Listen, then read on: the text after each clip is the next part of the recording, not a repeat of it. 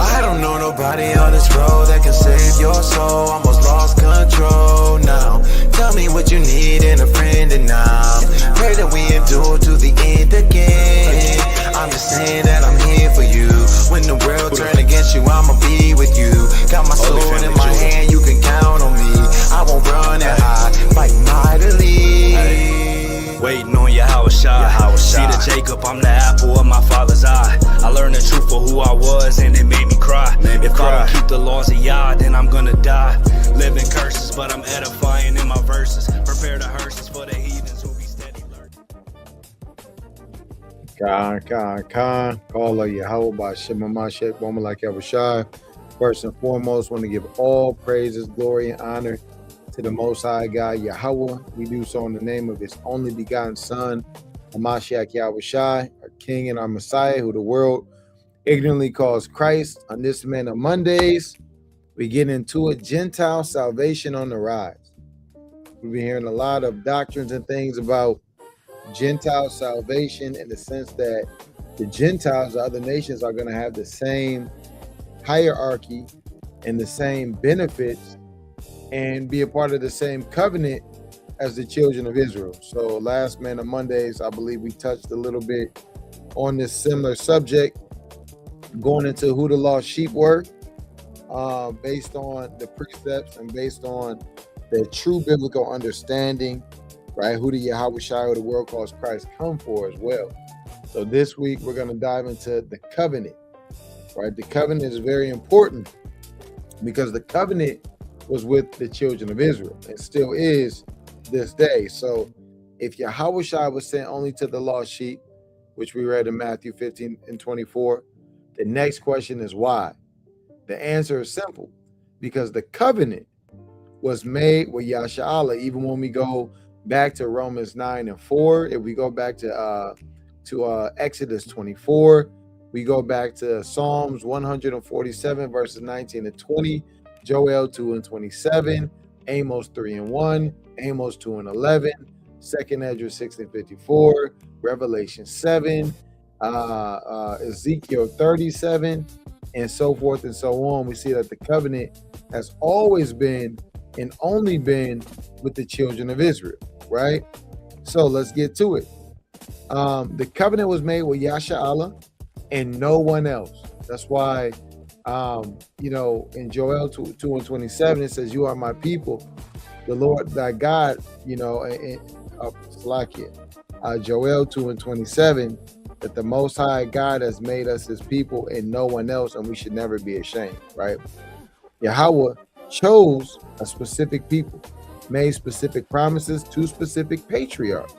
He didn't make a covenant with everybody. The covenant started with one man, the patriarch. And patriarch is very important because we see the promise coming through a lineage from Yahweh directly to Abraham, right? Directed to Isaac, directed to Jacob, all through the patriarchs. We see that.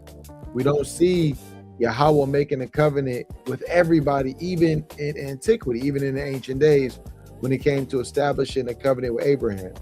Abraham wasn't an Israelite. You got to understand that. We understand that, right? Isaac wasn't an Israelite. We understand that. They were the progenitors of the Israelites. And then Jacob, right? Jacob wasn't an Israelite per se, because Israelite means to descend from the man Jacob. All right, but we understand the promise and the covenant was established with one man initially. Now we know that there was a covenant with Adam, so there's always been a chosen lineage, right? From that perspective, and we see that chosen lineage even rested upon Abraham, rested upon Isaac through Abraham's loins, and through Isaac's loins rested on Jacob, and Jacob becoming the patriarch of the promise. All right, and established the covenant with their seed forever, not for a day, not for a year, but forever. The scriptures are devastatingly clear. And the reason why we say devastatingly clear, this devastates a lot of people. Makes a lot of people lose their mind. A lot of people love the other nations so much that they will disannounce, right, and try to disavow the covenant that the Most High God made with them and their own people. Let's get into the Abrahamic covenant. Genesis 17, verses 7 through 9. The covenant begins with Abraham. The covenant begins with Abraham, right? We see Yahweh did not make a covenant with every nation. He made it with one man and his seed. So Genesis 17 and 7 through 9, and it reads, "And I will establish my covenant between me and thee, and thy seed after thee, in their generations, from an everlasting covenant." Now this generations goes into the offsprings, to generate, to procreate. The offsprings of Abraham, which is Isaac, and then going through his line, Jacob, for an everlasting, that's eternal, covenant, to be a God unto thee and to thy seed after thee. Now we know Abraham had many seeds, right? Abraham had, Isaac wasn't Abraham's only child. He had Ishmael as well. But the promise didn't go through Ishmael. "And I will give unto thee and to thy seed after thee the land wherein thou art a stranger," right? All the land of Canaan. This is where the promise originated from, way back in Genesis, the 17th chapter. "For an everlasting possession, and I will be their God. And God said unto Abraham, Thou shalt keep my covenant, therefore, thou and thy seed after thee in their generations." And a token of that covenant was and is the circumcision. Look, between me and thee and thy seed after thee. The covenant is with Abraham's seed through Isaac and through Jacob. That's plain upon table. Not Ishmael, not Esau, right? Because Isaac had Esau and Jacob. And certainly not every nation on the planet, all right? The inheritance, Nakala in the Hebrew, belongs to the seed of the promise. The promise came through our patriarch Abraham, came through our patriarch Isaac, came through our patriarch Jacob unto his seeds, Nakala, right? The inheritance, to be a peculiar people. Exodus 19, 5 and 6. At Mount Sinai is very important.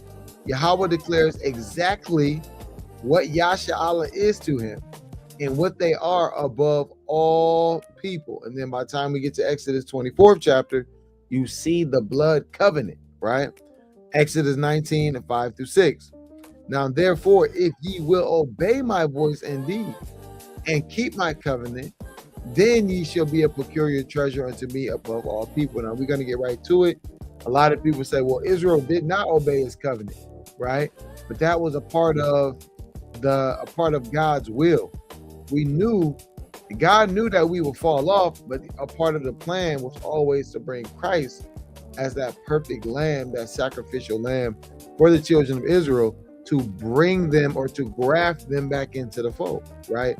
And at any time, even when we fell off, the Most High God never denounced us as his chosen people.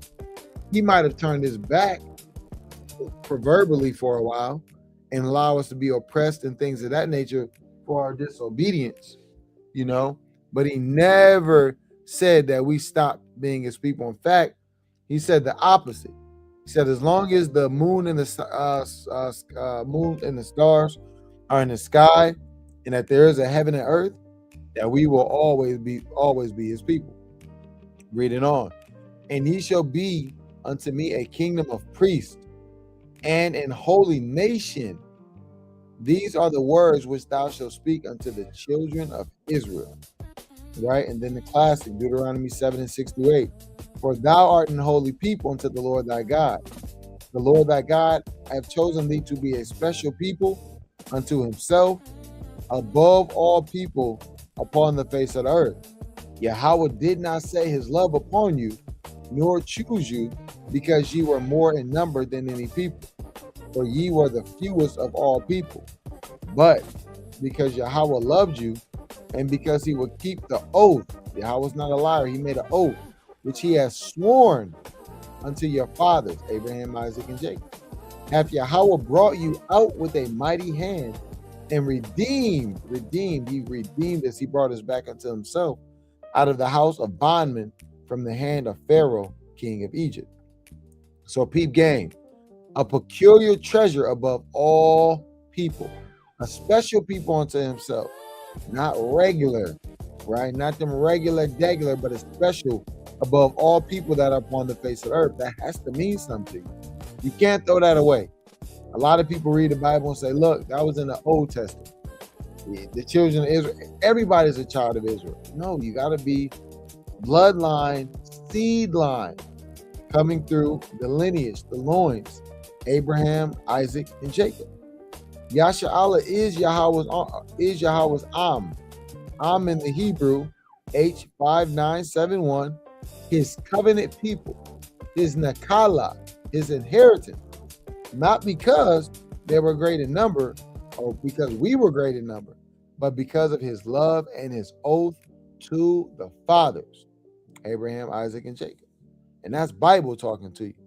So, he have not dealt so with any nation. The classic, Psalms 147, and we're going to go to Amos 3:1 and Amos 2:11, right? These two scriptures alone shut down the entire argument that Yahweh's covenant is universal, right? Psalms 147, 19 and 20, he sheweth his word unto Jacob, his statutes and his judgments unto Israel. He have not dealt so with any nations. What does that mean? He hasn't given them his judgments. The judgments in the sense of his laws, statutes, commandments. Now they will be judged.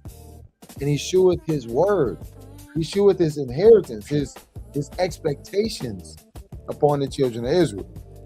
As far as his judgments, they have not known them. Praise ye Yahweh. They don't praise Yahweh. They don't know his judgments. They don't know the laws, the statutes, the commandments, the ordinances, the heritage, right? The prophecies. They don't know those things. Amos 3:2. You only have I known of all the families. When it goes into families, it's talking about all of the nations of the earth. Therefore, I will punish you for all your iniquities. La'ah. Go home. Go home. Salaki. Little puppy here running around. I will punish you for all your iniquities. He have not dealt so with any nation, not some nations. It said not with any nation, not most nations, any nation. The word, the statutes, the judgments, all given exclusively to Yasha'Allah, to Jacob. And Amos 3:2 seals it. You only have I known of all the families of the earth. Now, in context, does this mean that the Most High God doesn't know that he didn't create the other nations? No, it's not saying that. It's saying known in the context of Naka'Allah, of giving them the inheritance, giving them the covenant, right? Known Yada means intimate knowledge. Look, covenant, right? Relationship. Yahweh has this relationship with one family. And we know Deuteronomy 32:8 that he divided the nations their inheritance. He separated the sons of Adam, right? And he set his bounds according to the children of Israel. So that's that one family, right? That he gave the inheritance. Yasha'Allah. The election. Romans 9:1-8. Paul lays out the doctrine of election. Who the promises belong to, who the adoption belongs to, and who was chosen. So we going from the so-called Old Testament to even clarify it in the so-called New. And you got to remember when our beloved brother Paul was writing these epistles to the Israelites who were scattered across the four corners at that point in time, he wasn't walking around with the book of Romans. He was teaching out of the so-called Old Testament, right? So all of his teachings and writings in the so-called New Testament have to align with the so-called Old Testament because that's explicitly and exclusively what he was teaching from. For I wish, Romans 9:3-5, for I wish for I could wish that myself were accursed from Yahushua, for my brethren, my kinsmen, who are his brethren, bloodline Israelites, my kinsmen of that same family that we just read in Amos 3, according to the flesh, who are Israelites, to whom pertaineth the adoption. So the adoption only pertains to Israel. The glory only pertains of Israel. The glory of God, the glory of Yahushua. The covenants with an S, old and new, only pertain to Israel. And the giving of the law, that goes into the judgments. And the service of God, right? The Levites, the Levitical priesthood, us being a nation of kings and priests, as we read in Deuteronomy 19. And the promises. Whose are the fathers? We are the fathers. And whom, as concerning the flesh, Christ came. Christ came and died in the flesh for the children of Israel. Who is over all? God bless forever. Amen. So Paul lists what belongs to the Israelites and only the Israelites. No one else. All right. And only the Israelites. This is clear, plain upon tables, what Paul is saying, right? Plain upon tables, what Paul is saying only belongs to the Israelites. Paul lists what belongs. The adoption, right? Huthesia means adoption in the Greek. The glory, the covenants, the giving of the law, Thawarah, or Torah, as they would say, Thawarah, the giving of the law, the service of Yahweh, the promises, the fathers, Abraham, Isaac, and Jacob, right? All of the promises came through the fathers, right? And we know the Heavenly Father ultimately as well. Yahushua himself, of whom concerning the flesh, Hamashiach came. Hamashiach only came for the lost sheep of the house of Israel. We went over that in Matthew 15 and 24 last week, right? All of this, every bit pertains to Yasha'Allah. This is Israel. Not all nations, not everyone who believes. The elect, all right, electos are Yasha'Allah. Psalms 50 and 5, the saints, the elect, all right, according to the foreknowledge. Romans 9 and 13, as it is written. They don't like this. Jacob have I loved, but Esau have I hated. Now, let's just take this in context. How can you be the loved and the hated as a nation? How can the Most High God hate Esau, but then still choose him? It doesn't make sense, right? This is not figurative. Yahweh chose Jacob and rejected Esau.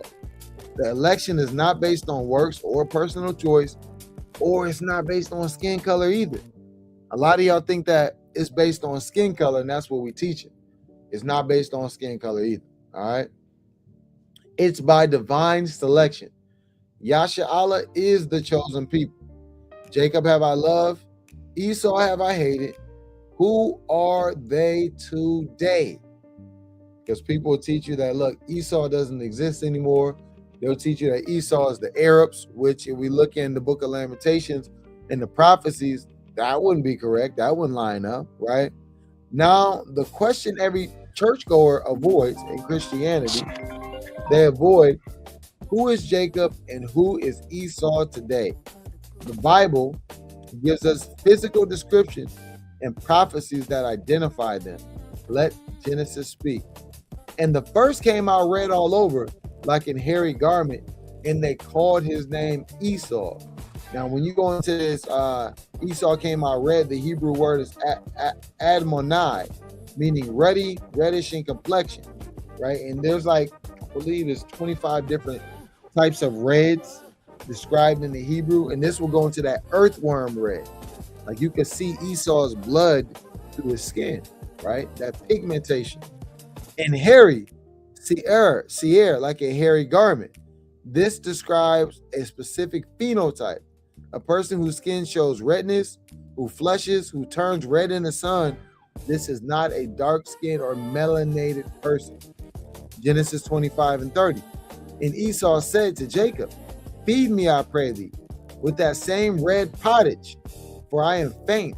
Therefore was his name called Edom, or he wasteth away. Therefore was his name called Edom, Adam, which means red. From the root Adam, H119, to be red, to show blood in the face, to flush. Esau equals Edom, which equals the Edomite nation, a people identified by their reddish complexion. Now, we're not saying that only by their reddish complexion. That's just an identifying phenotype, but we know it goes down to the seed line, by patrilineal lineage, by the father, who your daddy is. The Edomites are identified as the European nations today, the so-called white man who has historically oppressed Jacob, the 12 tribes known as Yashala. The distinction. Now, I want you to realize when we go into this Genesis 25th chapter, right? And when they describe Jacob, they didn't have to describe Jacob because he looked like everybody else.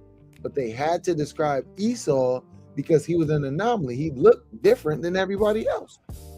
Jacob, Yasha'ala, the covenant people identified today as the so-called Negroes, Hispanics, and Native Americans scattered in the Western Hemisphere. Now we say in the Western Hemisphere because we do know there are certain tribes like the Igbo, the Ashanti, and other tribes that are Israelites, but they're not on the Western Hemisphere, all right? Esau, Edom, rejected from the covenant, identified as the European nations who have historically and prophetically enslaved, raped, robbed, pillaged, and colonized Jacob, the children of Israel.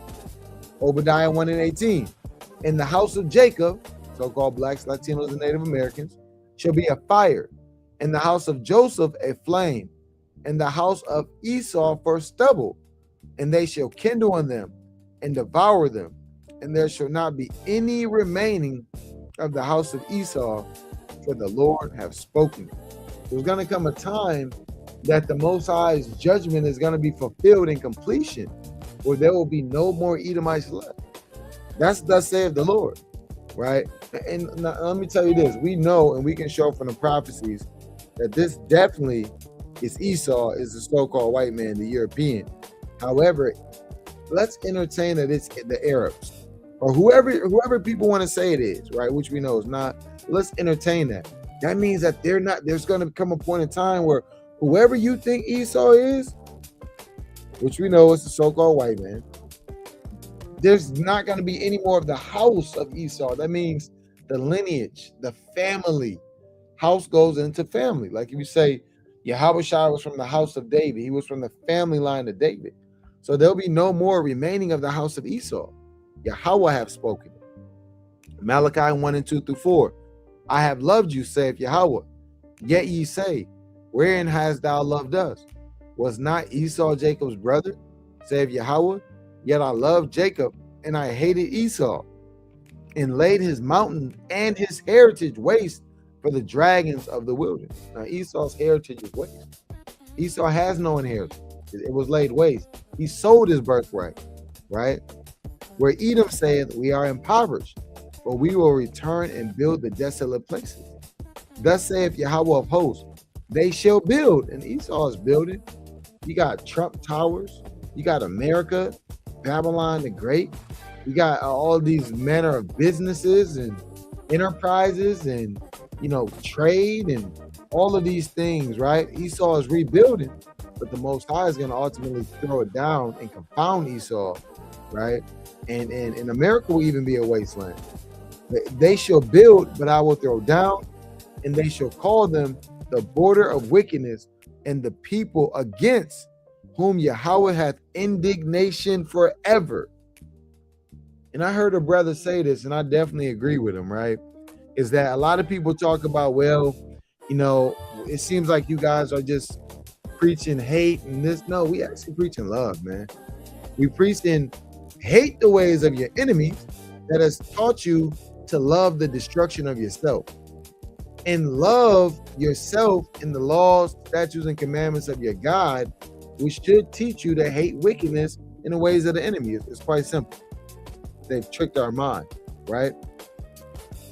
Obadiah prophecies, there shall not be any remaining of the house of Esau.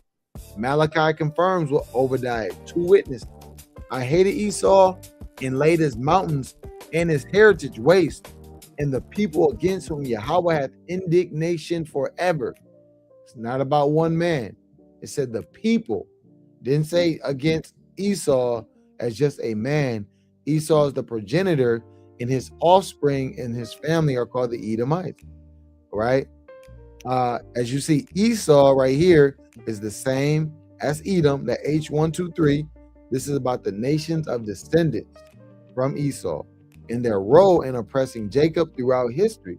You got to think, they said, raise it to the ground.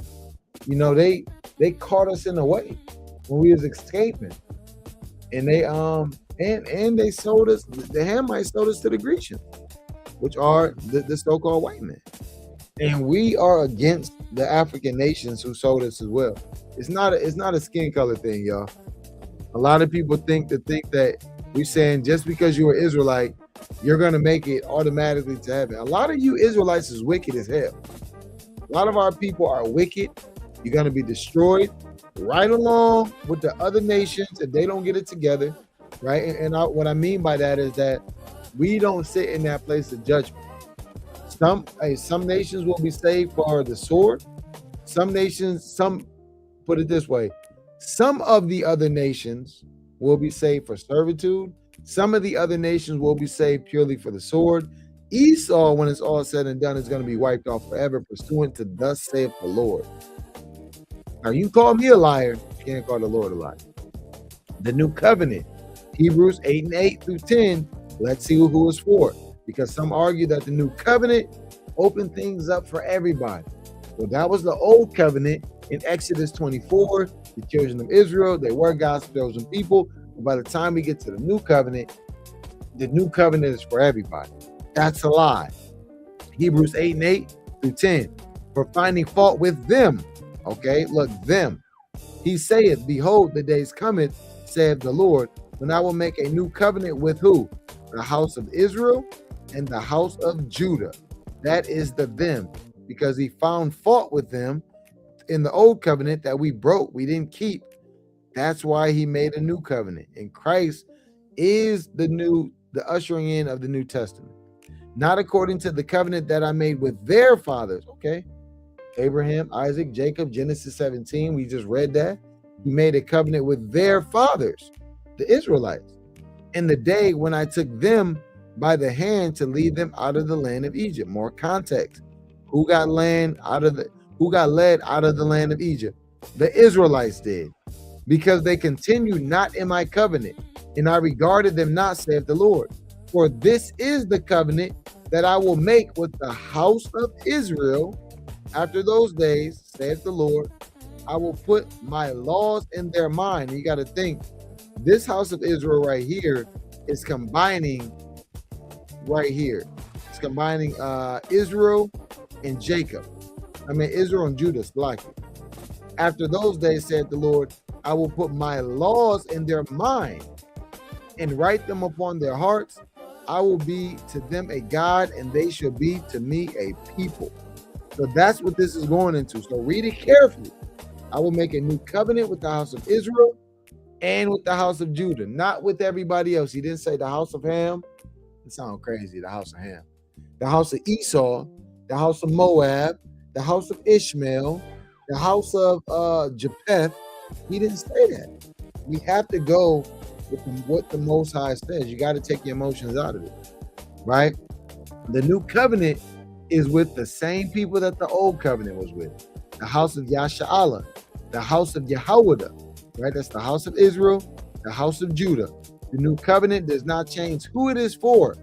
It changes how the law is administered, because it's written in our hearts instead of the tablets of stone, right?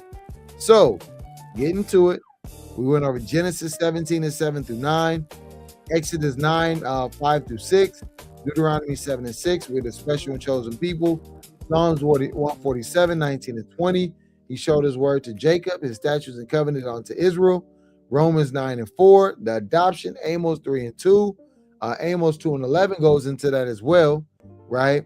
Romans 9 and 13, Jacob have I loved, Esau have I hated, who the new covenant is for, right? Which comes back the same thing as Jeremiah 31 and 31, and it's not for everyone, right? So according to Genesis 17 and 7, With whom did Yahweh establish his covenant? All the nations of the earth equally? Abraham and his seed after him and their generations? Only the tribe of Yahweh, which is Yahweh, which is Judah, or the Canaanites and the Philistines? Bam. We know it was only with Abraham and his seed after him, right? Well, Yahweh Shai, the guys say real quick, Jesus is God. Jesus is a God, but Jesus is not the most high God. And we can get on here and talk about it. If you want to come on, I'll definitely drop the link, right? Jesus is a God, but Jesus is not the most high God. Because if I ask you, does God have a God? You would say no, I'm sure. But I can show you where Jesus says he has a God, and this is in the book of Revelations in his glorified state when he was already ascended. So you can't play and say, well, that was just because he was on earth in his humanity, right? You got to watch people like that. Moving on. The covenant, true or false? Psalms 147, 19 and 20 says, Yahweh showed his word to Jacob and his statutes to Yasha'Allah, which are the children of Israel, and he have not dealt so with any nation. This is true. Salakia. What does Amos 3 and 2 say about Yahweh's relationship with Yasha'Allah? He knows all nations equally. He chose Israel last among the nations. You only have I known of all the families of the earth, or he will reject Israel and choose another people. You only have I known of all the families of the earth. Matching the covenant scriptures to his declaration, Exodus 19 and 5, right, goes to a peculiar people, a peculiar treasure above all people in the kingdom of priests. Deuteronomy 7 and 6 goes a special people unto himself above all people. Psalms 147, 19 and 20, you only have not dealt so with any nation. And Amos 3 and 2, you only have I known of all the families of the earth. Bam. According to Hebrews 8 and 8 through 10, who is the new covenant made with? All believers, regardless of lineage, the house of Israel and the house of Judah, the Gentile churches in Rome and Corinth, the angels in heaven. It's going to be the house of Jacob, the house of Judah, and the house of Israel.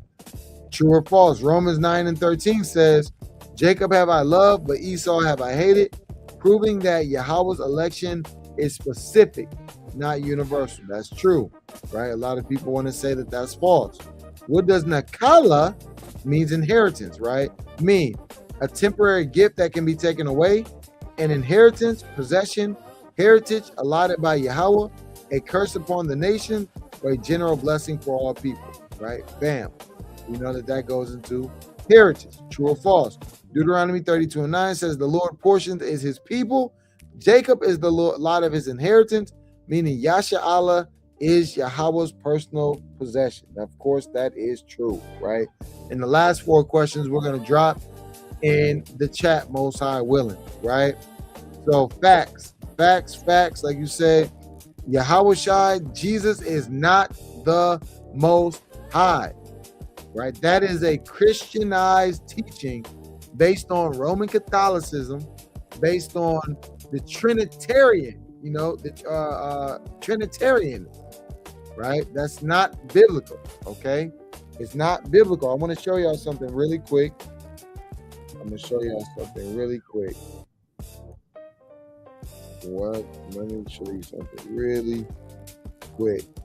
1 second. 1 second. Because people don't like to see this, right? 1 second.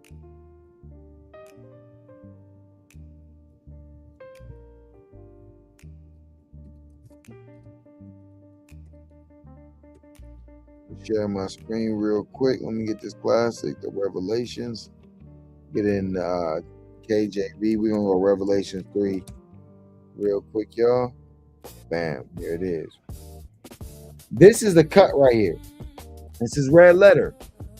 Him that overcometh will I make a pillar in the temple of my God. So this is Christ saying he has a God. If I ask you if the Most High God has a God, you're going to say, no, the Most High God does not have a God. So bam, him that overcometh will I make a pillar in the temple of my God, and he shall no more, and he shall go no more out. And I will write upon him the name of my God, in the name of the city of my God, which is New Jerusalem, which cometh down out of the heaven from my God. And I will write upon him my new name. So we know that the Most High God, Yahweh, does not have a God. And we see clearly that Yahawashi, who the world ignorantly calls Jesus Christ, has a God. And once again, this is not when he is in his humanity, because people will say, well, you know what? He lowered himself to be lower than God, but he really was God. No, this is when he's already ascended to the right hand of the Father. This is the book of Revelation. So this is in his glorified state. He's still making a separation between him, the Son, and Yahweh, the Father. So no, Jesus is not God, right? But all praise to the Most High, Yahweh Shem Mashiach, woman like Yahushai. Man, all praises, all praises, all praises. We'll pop this one out too. List what belongs to the Israelite. List what belongs to the Israelites. Which of these is not listed? The adoption, the glory, and the covenants, the giving of the law and the service of God, universal salvation for all nations, the promises made to the fathers. In Romans 9, you're not going to find universal salvation for all nations. And I'm going to show you what that goes into. It's something called supersessionism right here. Replacement theology, right? Supersessionism, often called replacement theology, is the Christian theological belief that the church has superseded, fulfilled, or replaced Israel as God's chosen people. It posits that the new covenant, which we just read that the new covenant was still only for the house of Israel and the house of Judah, so the northern and southern kingdom. But it posits that the new covenant through Yahawashi and Mashiach, through Jesus Christ, renders the Mosaic covenant obsolete, with the church inheriting the promises originally given to the nation of Israel. And this makes no sense. Even if we go to Revelations, the 7th chapter, Revelations, the 8th chapter, we see that the 144,000 are only 12,000 from all of the 12 tribes of Israel. We see that the gates, if we go into Revelations, the 21st chapter, we don't see, or is that Revelations 12, I believe? We don't know, 21st chapter. When we go in Revelations, the 21st chapter, we don't see one big gate. We see 12 gates with the names of the children of Israel, right? If we go with the church inheriting the promises, okay, the promises, last time I checked, had to come through the patriarchs, Abraham, Isaac, and Jacob. And that was a forever covenant. It said, in his seed forever. So if you're a part of the multi-ethnic church and you're not from the seed of Abraham, Isaac, and Jacob, then how can you inherit the blessings and the promises that were perpetually promised and given by the Most High God, who does not change, to the children of Israel, right? So this is what supersessionism is, replacement theology. It's not biblical. Well, it's biblical in a sense that it's false doctrine, and the Bible says that there will be antichrist. Let's get to 2 Corinthians real quick, right? Because what you gotta, what did the Bible say? If any preach another Christ, right? Which we haven't preached, right? Let's get this. Let's get this 2 Corinthians. 2 Corinthians 11:4. I'm going to get it in the AMP. For you seem willing to allow it, if one comes and preaches another Jesus whom we have not preached, or if you receive a different spirit from the one you received, or a different gospel from the one you accepted. You tolerate all this beautifully, welcoming the deception. Well, look, we don't welcome the deception. We're not tolerating a new gospel. We're not tolerating a new Christ. We're not preaching a new Christ. We're preaching the same thing that our forefathers preached. The same salvation that's only for the children of Israel. So cut it out with all the madness, all of the lies, all of the false doctrines, all of the false teachings. We're not tolerating. All right. So with that, we want to give all praises, glory, and honor to the Most High God, Yahweh. The Most High is Yahweh. We will not give his glory to another, but we do so in the name of his only begotten Son, Yahweh Shai, who the world calls Christ. To the 12 tribes that scattered abroad, greetings. It's time to be turning up and fasting, praying, getting your household in order, making your calling and election sure. You cannot do it without keeping the commandments, and you can't keep the commandments without the Holy Spirit, and you can't get the Holy Spirit if you don't believe on Yahweh Shai. So you got to believe on Christ. You got to keep the law. You got to keep the faith. All right? Stay 10 toes down. Kwam Yashala.